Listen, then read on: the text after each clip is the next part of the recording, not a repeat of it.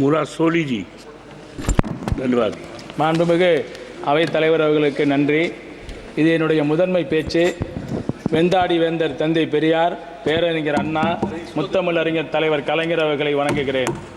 திராவிட model ஆட்சியின் நாயகர் எங்கள் தமிழ்நாட்டின் முதல்வர் தலைவர் தளபதி அவர்களுக்கும் என்னை வெற்றி பெறச் செய்த தஞ்சாவூர் நாடாளுமன்ற தொகுதியினுடைய வாக்காளர் பெருமக்களுக்கும் இந்த நேரத்தில் என்னுடைய நன்றியை தெரிவித்துக் கொள்கிறேன். முத்தமிழறிஞர் கலைஞர் நூற்றாண்டை போற்றும் வகையில் சென்னை எழும்பூர் ரயில் நிலையத்துக்கு கலைஞர் மு கருணாநிதி எழும்பூர் ரயில் நிலையம் பெயர் வைக்க வேண்டுமென இந்த ஒன்றிய அரசுக்கு கோரிக்கையாக வைக்கிறோம்.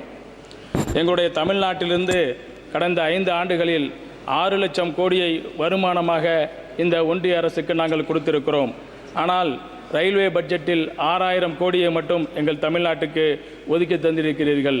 சென்னை மெட்ரோவிற்கு ஒரு பைசா கூட இந்த ஒன்றிய அரசாங்கம் ஒதுக்கி தரவில்லை.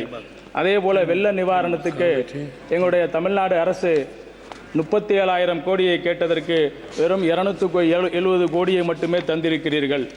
அதேபோல எங்களுடைய தமிழ்நாட்டில் ரயில்வே அமைச்சகத்தில் மட்டும் 24 முக்கிய பணிகள் அப்படியே ஆரம்ப நிலையிலேயே உள்ளன. கிட்டத்தட்ட 2944 கிலோமீட்டர் தூரத்திற்கு சுமார் 30,692 கோடி மதிப்பில் இன்று வரை ஆரம்ப நிலையிலேயே அந்த திட்டம் உள்ளது. ஜப்பான் நாடுகளில் கடந்த 50 ஆண்டுகளுக்கு மேலாக ரயில் விபத்துகளே அந்த நாட்டில் இதுவரை நடந்ததில்லை. ஆனால் கடந்த 2014 முதல் 2024 வரை கடந்த 10 ஆண்டுகளில் 500க்கும் மேற்பட்ட ரயில் விபத்துகள் நடந்து கொண்டே இருக்கின்றன.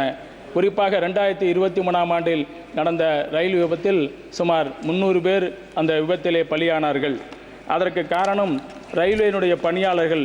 கிட்டத்தட்ட ரயில் பணியாளர்கள் 6 லட்சம் பாதுகாப்பு பட தொடர்பான பணியிடம் கிட்டத்தட்ட 60,000 பணியிடங்கள் காலியாக உள்ளன இன்று வரை. தற்சமயம் ரயில்வே நிர்வாகம் ரயில் வண்டிகளிலே சில வணிக நோக்கத்தோடு ஏசி பெட்டிகளை அதிகரித்து கொண்டே போகிறது.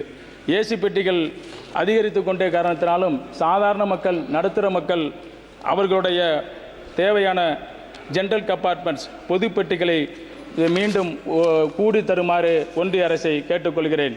தற்பொழுது அறிமுகப்படுத்திவிட்டுள்ள வந்தே பாரத், தேஜஸ் போன்ற ரயில்கள் அதிக டிக்கெட் கட்டணம் கொண்ட வண்டிகளில் ஏழை எளிய சாதாரண மக்கள் பயணம் செய்ய முடியவில்லை. எனவே சாதாரண பயணிகள் மற்றும் பொதுமக்கள் பயன்பெறும் வகையில் முன்பதிவில்லாத அந்தியோதய ரயில்களை அதிக எண்ணிக்கையில் இயக்க வேண்டுகிறேன். நம்முடைய பயணிகளுடைய பாதுகாப்பு கருதி ரயில்வே பெரிய ரயில்வே நிலையங்கள் உள்ளது போல சிறிய ரயில்வே நிலையங்களிலும் அனைத்து நடைமேடைகளும் 24 பெட்டிகள் நிற்கும் அளவுக்கு வசதியை விரிவுபடுத்த வேண்டும் என கேட்டுக்கொள்கிறேன்.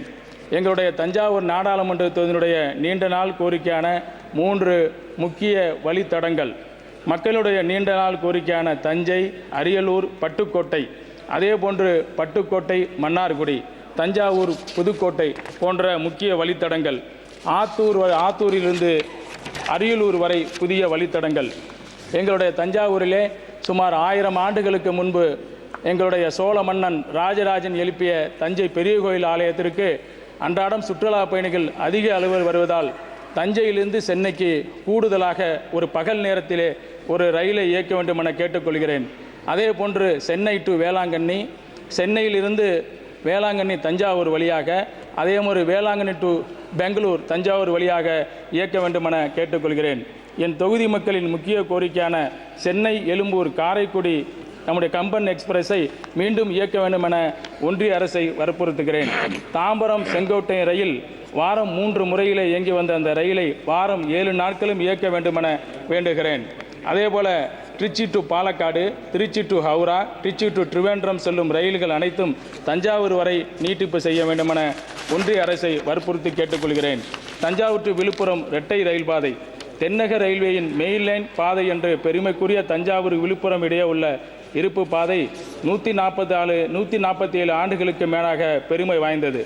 எனவே இந்த பாதையினால் ஒற்றை வழிப்பாதையாக இருப்பதால் நாள்தோறும் சுமார் 50 ரயில்கள் பல்வேறு நிலையங்களில் எதிர் திசையில் வரும் வண்டிகளுக்காக நிறுத்தப்படுவதால் அதனுடைய பயண நேரம் கூடுகிறது.